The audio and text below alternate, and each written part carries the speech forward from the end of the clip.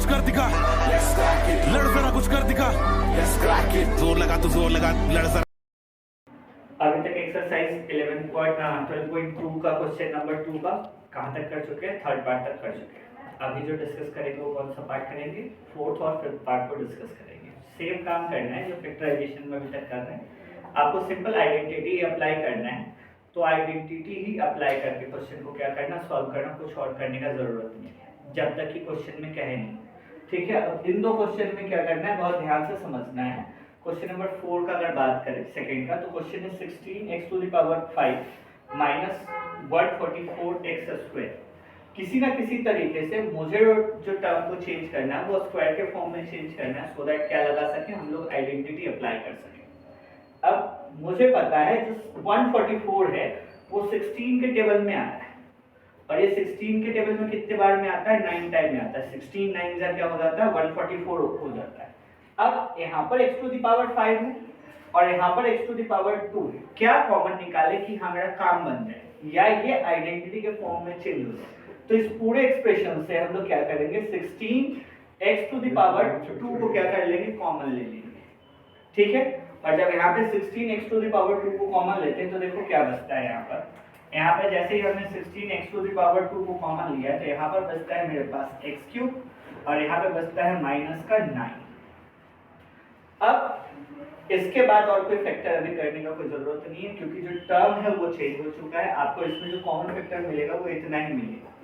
अच्छा, अगर यहाँ पे स्क्वायर मिलता, यहाँ पे अगर स्क्वायर मिलता तो ध्यान रखना यहाँ पे क्या टर्म चेंज हो जाता, हमारे पास ये पूरा का पूरा फॉर्मूला लगता a² - b² का, पर क्यूब के फॉर्म में हमने कोई फॉर्मूला नहीं पढ़ा है, और 3 किसी का परफेक्ट क्यूब नहीं होता है, परफेक्ट स्क्वायर होता है, इसलिए इसका जो फैक्टर है वो क्या हो जाएगा, 16x⁵2 x³ - 9। ठीक है, अब बात करते हैं क्वेश्चन नंबर 5 का। क्वेश्चन नंबर 5 में देखो यहाँ पर दो आइडेंटिटी पहले ही दिख रहा है। अगर हम लोग इसको a मान लें और ये b है तो a + b का होल स्क्वायर। ठीक है, अगर अपन इसको a मान लें और यहाँ पे माइनस है और इसको b मान लें तो यहाँ पे क्या लग रहा है आइडेंटिटी, a - b का होल स्क्वायर। एक तो ये आइडेंटिटी है, दूसरा क्या है, अगर इस पूरे टर्म को a मान लो और इस पूरे टर्म को b मान लो तो यहाँ पे जो आइडेंटिटी लग रहा है वो क्या लग रहा है, a² - b² का।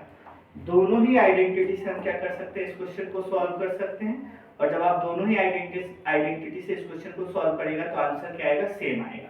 अब जिसको जिस आइडेंटिटी से सॉल्व करना है कर लेना।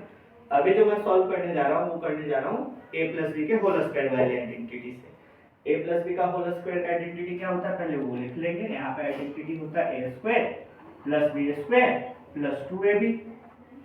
a - b का होल स्क्वायर क्या होता है, तो दूसरा आइडेंटिटी हो जाएगा a² + b² - 2ab। मींस इसी दोनों आइडेंटिटी पे क्या करना है, टर्म को ओपन करना है। अब L करने का मतलब है a, दैट मींस यहाँ पे हो जाता है L² + m² प्लस क्या हो जाएगा 2lm। अब माइनस साइन के बाद सॉल्व करते हैं तो ये क्या हो जाता है, L² + m² - 2lm।